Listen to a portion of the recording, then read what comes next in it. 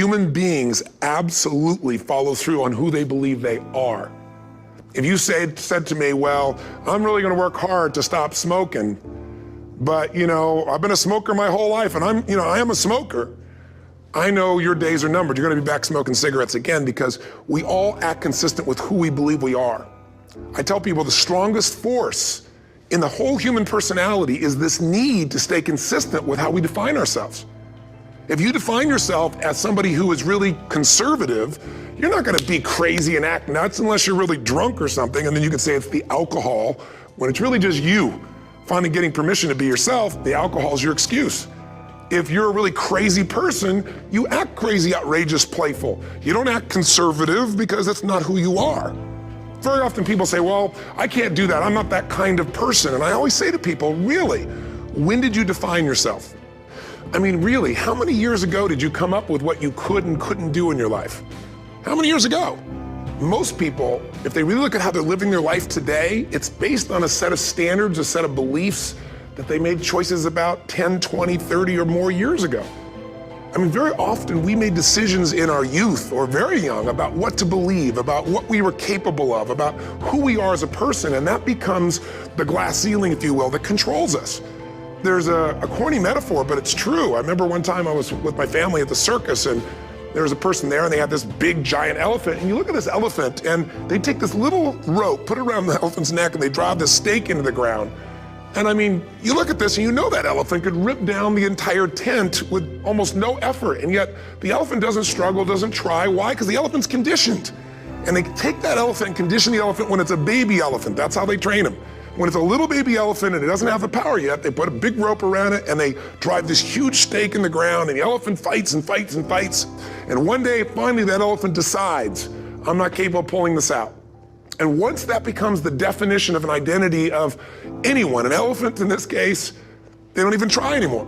It's just who I am, that's how it is, that's just the way it is in my life. I'd like to ask you to take a look at any place you've got a limitation and ask yourself, when did I decide to accept that limitation? And you may not even see it as a limitation, you might see it as just that's who I am. But so often in our lives, we've adapted to be a certain way so that we don't fail or so that people will like us or respect us, but it's not necessarily who we are. Joy comes when you're spontaneous. It's really hard to be truly happy when you're not being yourself. And most of us have no clue who we are. And so a big part of my work, if you've ever been to an event, you know, is to get people to do things spontaneously without thinking, because that's when the real you shows up. That's when the energy comes alive. And when you do that, when you start to connect to your true nature, suddenly there's energy available for you to set a higher standard for what you want in your life. That's what this is really all about. And when I talk about standards, when I talk about, shoulds versus musts, think about your own life. I know there have been areas in your life where some point in time you just shifted and you raised the standard and your life changed. Because whatever people have their identity attached to, they live. We live who we believe we are. That's just how it works. It's just kind of like, I'll give you an example. Look at your physical body. Your physical body today is an absolute reflection of only one thing, not your goals, not your desires, but your standards. The identity you have for yourself. If your standard is you're an athlete, then there's a certain amount of strength, a muscle tone, and energy that's available in your body on a regular basis because that's who you are. And so you do whatever's necessary to maintain that identity. Again, the strongest force in the human personality is this need to stay consistent with how we define ourselves. Because if you don't know who you are, you wouldn't know how to act. Once you lock in on that identity, your brain finds a way to keep you there. If you say, man, I'm overweight, I've always been overweight, I'm big boned, and that's the story you got, then you're gonna always find a way to get back there. That's your settling point. That's your identity. That's where things lock in. If you see somebody who's in really great shape, you ask them, do you work out? You know the answer. Yes, how often? And they'll tell you 3 times, 4 times, 5 times a week, whatever. In a seminar, I'll ask people, who here works out at least 5 days a week? And I'm stand up. And you look around that room and you know that they work out 5 times a week because you can see their body. You don't just get a result without some kind of action, without some form of ritual. Ritual meaning actions you do consistently. Now, do you think those people that are out there working out 5 days a week, do they have more time than you do? Or I have, or anybody else? Of course not. Is their life less busy? Of course not. It's just a must for them. They must work out that way, and they've made that turn and their life's changed. So I'm not saying you have to work out 5 days a week.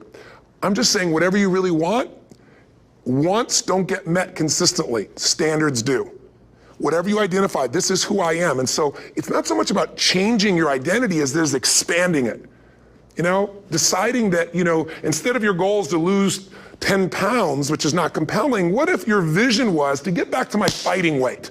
This year, this month, this next 90 days, I'm gonna transform my body. I'm gonna take on a new challenge. I'm gonna find some technique or strategy, there's a million of them, that can reframe myself where I want to feel younger, stronger, more vibrant than ever before. Here's my reasons, because I want the energy to really make my life work. Because it's tough out there and I want to be stronger than I've ever been before. I want to go in front of the mirror and if I'm naked, not, want to laugh. I want to look there and take a good look and go, yeah, I'm proud of whatever I see there. Whatever it takes, something's gonna make you laugh, smile, something that's gonna tease yourself, but something's gonna move you to another level. If you identify yourself in a new way and you own that every day, and that becomes the standard of how you live, you'll find the way to make that standard real. Money's the same way. Think about it, it doesn't matter what's happening, quote unquote, in the marketplace. People that make money find a way to make money no matter what, don't they? I mean, most people's standard is to pay their bills. So that's what most people find a way to do, even when economic times get tough. Most people, if that's their absolute standard, they find a way. Some people's standard is pay their bills most of the time. And so most of the time they do. Some people's standard is not just to pay their bills, but to take care of their family and maybe even some of their friends. And they find a way. In fact, some people may be in a family where they don't have enough money. They barely have money to pay their bills. They work their guts out. And then somebody, their mother, their father, somebody else, their sister gets ill, and there's not enough money to take care of it. Nobody else has money in the family. They don't either, but they find a way to get that money to take care of their mother or father, don't they? And pay their bills. They never could do it before. Why? The situation made them raise their own standard. And not everybody does that. Somebody else in the family might have money and still not take care of their mother. It all comes down to the inner game, my friends. Changing your life is a change in the inner game. The outside world you can't control, but you have absolute control over this one if you learn the dynamics of what shapes you.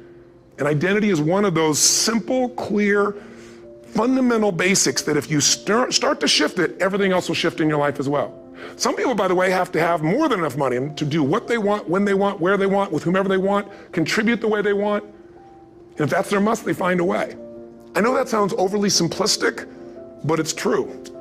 Somebody once said you could take all the money in the world out of the hands of everybody, out of all the wealthy people in the world who are really successful, give it to other people. It wouldn't take too long, those people would have it back in their hands. It's not because they're manipulative, it's because they have a standard. Some are manipulative, don't get me wrong, but they got a standard of what they're gonna find a way to make happen. I'm just simply saying to you, take those 3 magic words and live them. Raise your standard. And if you really wanna do it, then I'll tell you the most important secret.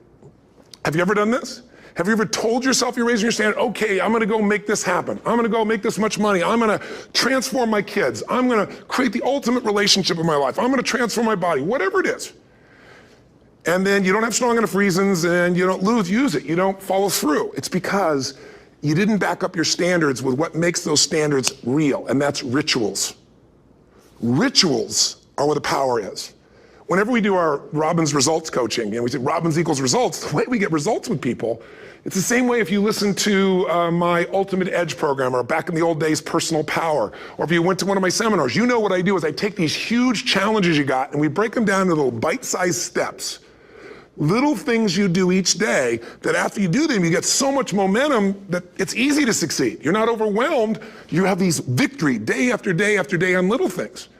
If you went through Ultimate Edge, I'm sure you learned about the hour of power, or the 15 minutes to be able to be fulfilled, or 30 minutes to thrive, where you literally just condition your body and emotion with a couple little rituals. So it doesn't matter what's going on in your world, you feel that strength, and it's not fake, it's not some pump up, it's coming from inside you, and it works. Rituals define us. See, all the results in your life are coming from your rituals. They start with a standard and then have rituals that follow it up. Like, for example, if you are where you want to be physically, you have very different rituals than if you're not where you want to be physically. If you're overweight, you and I both know you got a different ritual than if you're physically fit. Completely different. You get up in the morning, what's the first thing you do if you're fit? Your shoes are there, you roll over, Doesn't matter how you feel, you put on your shoes, you lace them, you start walking, or whatever that ritual is. If you're overweight, you roll over and you have a very different ritual. You might roll over several times to turn the alarm clock off. You go in and get your mocha, smocha, whatever, special coffee. You stop by at Starbucks, whatever the case may be. You have your nice sugar muffin. It's supposed to be really nice for you. Whatever you do, it's a different ritual. If you have a great, passionate relationship, you have very different rituals in how you come home than if you have a lousy relationship. When you come home and the first thing you do is you're tweeting somebody, or you're emailing, or flipping on the news, or you don't even come home. What are the rituals? Whenever I study people that are successful, what I look for is what's the standard they hold themselves to, and then what are all those little rituals that add up? Because think about it, success and failure are not giant events. They don't just show up. You don't just suddenly become successful or suddenly have this cataclysmic event that makes you fail. It may look that way, but failure comes from all the little things. It's failure to make the call. It's failure to check the books.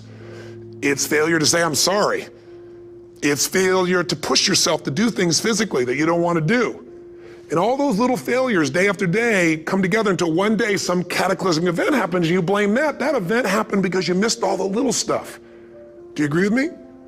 And success, by the way, is not some overnight event. It's all these little things. Success is having a vision. Success is making it compelling. Success is really seeing it and feeling it every day with strong enough reasons. Success is feeling the sense that I'm here to grow and I'm here to give something to the world more than just myself. Success is caring about other people. Success is calling and saying, I love you in the middle of the day for no damn reason. Or sending a note. That'll change your relationship. Have a ritual of something funny, playful, or a surprise you do. How many relationships are dead today because they have no surprise rituals anymore? You need to have some rituals, some cool things you do that nobody else does that gives you a better life than anybody else has. All the little stuff, that's where success comes from. In business, it comes from delivering more than anybody could imagine. All those little things add up. People go, wow, that's who I want to do business with. It's true in any area of your life. So if you look at somebody who's really successful and you think, wow, they're so amazing, they're such a genius, you got to dig underneath and you got to remember something. People are rewarded in public for what they've practiced for years in private. Myself and my business people say, how do you get up and speak? And you have no notes and you go for 3 days and nights and the room is like, everybody's wired and it's incredible. It's like a rock concert. How do you do that? How do you have that confidence? Well, it's not confidence, it's experience now. But I did so much behind the scenes and I still do to make things right. How many people would know that since the time I was 17 years old, before I walk out on stage, still do to this day, wouldn't need to do it, but I still do it, I never walk out there without being in an absolute peak state of mind. There are days my back is hurting, my throat is hurting, or I may have had a challenge, or my father passed away, and I've still got to deliver for these people because my standard is give my all every time. Every event has to be better. Talk to anybody who's been to our events for 5, 10 years, some of our trainers, and I'll say, I don't know how he does it. He always finds a way to make it better. That's not an ego thing. That's a standard in me. I have to find the way. And my ritual, though, is I prepare, I think, I gather new information, I figure out how to put something across better. What do people need? I spend time with our customers. I see what's going on. And before I get on stage each time, I have this little ritual to put myself in a state of mind. And I did it starting like 17 years old. I started doing it. I'd say, I now command my subconscious mind. And I say this out loud several times, this little phrase, set of phrases, as an incantation to kind of condition my mind and body. And I'd say, I now command my subconscious mind to direct me in helping as many people as possible today by giving me the strength and the emotion and the humor and the brevity, whatever it takes to show this person and help this person change their life now. And I started that with a person when I worked with people one-on-one, and I would do that for 45 minutes driving in my Volkswagen to go serve and coach somebody for the first time. Now I don't say that person, I say these people, and I can go out in a room of 10,000 people and deliver for 50 hours, and I do it every time I come back on stage. It's a ritual to go into peak state. Peak states don't just show up, they don't interrupt you. Great ideas don't interrupt you, you gotta pursue them. I talked to Michael Jordan, I'll never forget, at the peak of his career, and got to watch his final game, saw him backstage and spent some time with him, and it was a pretty exciting time. He was the greatest basketball player I think that ever lived and has ever lived. And I asked him, I said, what sets you apart, Michael? What is it? And is it God-given talent, ability, skill? What is it? And he said, Tony, he said, I can shoot you straight. It's not, me trying to act humble. He goes, I have a lot of talent, a lot of God-given talent, a lot of skill. I've worked really hard. But he said, really, it's my standards. He said, every day I demand more from myself than anybody else could humanly expect. I'm not competing with somebody else. I'm competing with what I'm capable of. Magic formula. Because most of us lower our standards. Why? Because who you spend time with, my friends, is who you become. One of the biggest reasons I started going to seminars when I was like 17 is I had nobody around me as a great role model. I could read about somebody, but being around people, being in that environment was very different. Finding a way to go to work with someone who lived that standard of life was very different. You get around people with low standards and you compete with it. You don't need to compete with it. It's like, okay. I mean, remember Jerry Springer? I don't know if he's still in the air, but I remember he used to get people on the show and I thought, where would he find these people? And why would people watch? I'll tell you why they watch. They watch these people and go, my life's still pretty darn good compared to that person. Look at them. You don't have to change your life. All you have to do is find somebody with a lower standard and you'll feel good about yourself. But if you feel that good feeling, it's an illusion. The only thing that's going to make you happy, my friend, in this year or any other, is to step up. It's to raise the standard. It's to discover what you're capable of and feel that incredible power of pushing through whatever's holding you back and get to the other side of more of your true self. That's what this game's all about. And look at the best of the world in anything. Tiger Woods, what's his vision? To win golf tournaments? No, to be the best that ever lived. That's his goal, that's his vision. But here's what's interesting, he backs it up with rituals. If you just have a vision and you don't have the rituals, stop lying to yourself. His rituals are, he started doing things nobody did before. He went and started lifting weights. Golfers lifting weights? No way. He went out and he changed his swing when he was the best in the world because he realized in order to be the best that ever lived, he was gonna have to change his swing. If you know anything about golf, you don't change your swing when you're the best. And he went and retrained himself because he has different rituals than other golfers. Now many people are modeling his rituals to get better. It's amazing. You know, you look at somebody like Michael Phelps, the 2008 swimmer, won 7, only 2 people I think in history, if I remember correctly, that have gotten 7 gold medals in one session. And here's a guy, he's got number 6 under his belt and he's exhausted and he's going in for that final swim. I'm sure you remember. And how does the guy win? By 1/100th of a second. Do you think that was some massive skill that got him over the top?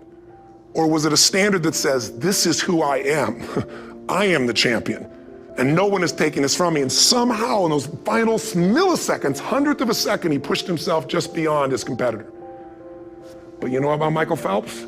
What allowed him to be able to push beyond that moment is his rituals. Go study the guy. Most people who swim have these unbelievable workouts. He does 2 and 3 of those workout sessions a day. All the other swimmers in the beginning thought he was insane. You're gonna overtrain, you can't do that, it's not physically possible. But he had a standard and the rituals to back it up. So here's my final message to you, because I've gotten carried away. I thought I was gonna send you like a 5-minute message, but as you can see, there's no script here, it's just me going a little crazy with you, but I wanna really see you get what you want this year. Don't let this year be like last. And if last year was great, still don't let it be that way. Raise the standard. If your life is perfect and extraordinary, you darn well know you're not gonna be happy unless you keep making it better. That's what makes us feel alive. It's not what we get that make us happy, it's who we become and what we're able to give because we become more. That sense of contribution is what creates the deepest meaning. So here's my assignment for you if you want one. If you want to go from conversation to some action, here's a simple thing to do. What's an area of your life right now that you really want to improve? What's an area that's important to improve? If your body's great, how about your career? If career's great, how about your relationships? Intimate one especially, or your kids, or your relationship with your creator, your spiritual side of your life. Or is it your finances? Figure an area that really matters. Decide on that area. Number 1, write down what your life is like in that area right now as specifically as possible. So you might say, well, I'm 13.5 pounds overweight, whatever the weight is, whatever the situation is, or my body fat's like this, or I wake up exhausted in the morning, and you write the truth of where you are right now. So you're real clear. Or I'm not in a relationship. I say I want a relationship, but I'm not in one, and I don't seem to find them. All the good ones seem to be gone is my belief. And I really do want one, but I don't have it. Whatever your definition, or I'm in a relationship, and God, I wish I wasn't in a relationship. I'm planning my escape, wherever you are. Or I have a wonderful relationship, we love each other, but there just isn't enough passion. Just write the truth of where you are.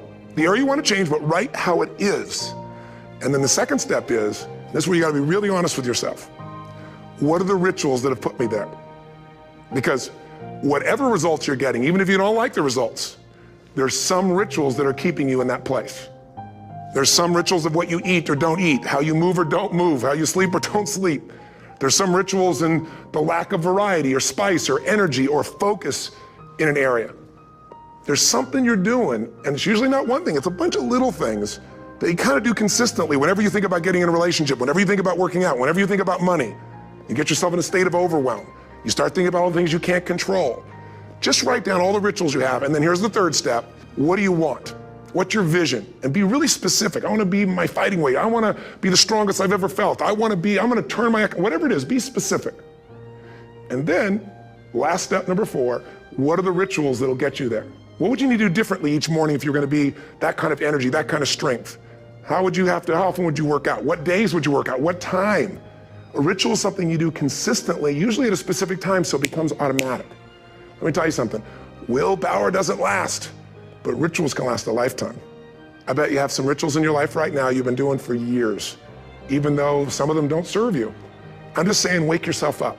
If you want a new year and a new life, you don't need to start on January 1st. Start today. Start with this little video. And just begin to see what happens and see how easy it is to just do a few little rituals. Don't do them all, just do 2 or 3 new things. And you know what happens? You'll get momentum. Because once you discipline yourself in one area of your life, you feel yourself doing it in other areas as well. And I always say something that my original teacher taught me. I always remind people, there's always 2 pains in life. There's the pain of discipline, or there's the pain of regret. And discipline weighs ounces, as my friend Jim Rohn taught me. Regret weighs tons. You don't have regret. So right now, what do you want to change? What's it really like? What are the rituals that got you there? That'll take a little homework. If you're not sure, ask the people around you. They'll tell you what your rituals are. What do I really want in depth? What are the rituals that'll get me there? And then get yourself to start a few of those actions and lock them in place. If I can help you in any way, we're here as a company to support you.